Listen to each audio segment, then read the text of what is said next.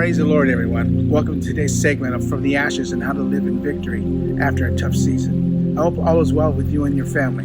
I know we've been going through a tough season right now, but from the ashes, or what remains of the ashes, we will have victory. Because victory through prayer and through fasting, we shall overcome. For our faith and our strength will become stronger after this.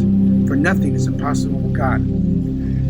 He hears our prayers, and He knows what we're going through, even when we don't think He hears our prayers. What I would like to share with you today is a story of Nehemiah. Nehemiah heard that some brethren was coming from the city of Jerusalem, where he was from. But then when he heard the sad news that the walls were broken down and the gates of the city were burned with fire, he immediately wept, prayed, and fasted, because he knew he needed God to intervene to help him, because he knew he needed materials and he needed people and time to get off in order to accomplish this mission to help rebuild the city. But you see, he couldn't do this because he was a slave. He was a servant in the king's house. He would need the king's permission to get this, but he knew this would be an impossible task. But through God, nothing would be impossible.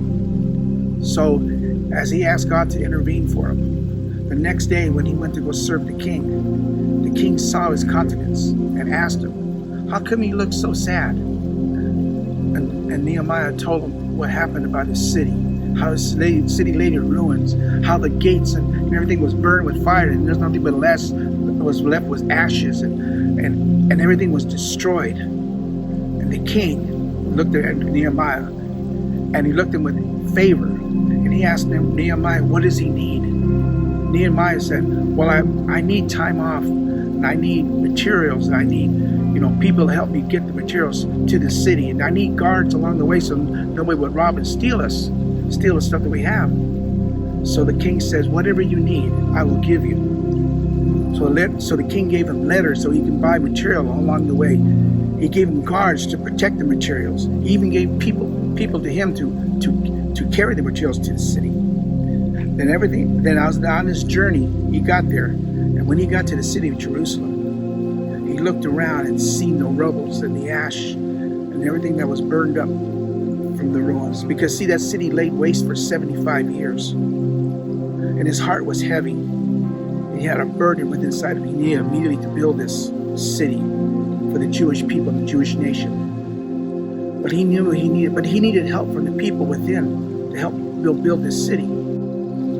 So the next day, he poured out his heart and he told everyone in the city about his mission that he had to rebuild this city. He showed them all the materials. He showed them everything that he brought with him. And the people rallied together and became one nation, one people working together. And they accomplished this mission in 52 days completely to rebuild the city and hang the gates back again. Did he have problems along the way? Sure he did. But he did not let these problems predict his future. And as for us today, we have problems. Sure, we go through a lot of stuff, but we shouldn't let those problems in our lives predict our future.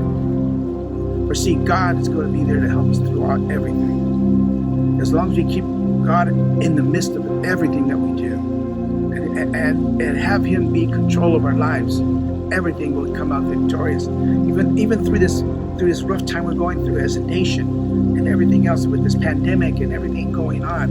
I know we're sitting at home wondering, when will this be over? But let me reassure you, God is in control. We just got to pray and find new ways in order to connect with each other. Like we're doing today, we're connecting through this video chat with us and these devotions we're having, so we all can stay connected. And while you're at home, call somebody. Stay connected with the members of the church. Let us not forsake the assembly of us together. So today, as I come to a close, I want to leave you with a verse in Isaiah. It's Isaiah 43, chapter 43, verse 1 through 3. This is the Good News translation. And this goes like this. Israel, Lord your God created you, says, "Be not afraid, I will save you. I have called you by my name. You are mine. When you pass through the deep waters, I will be with you. For your troubles will not overwhelm you. When you pass through the fire, you will not be burned. Your hard trials that come, they will not hurt you. For I am the Lord your God, the Holy One of Israel, who will save you. So remember, God is in control. He will save us through our troubles, through the rough times. So everyone, I just want to say God bless you. And I hope I have said something today to encourage you to keep the fight and always to keep on fighting. God bless everyone.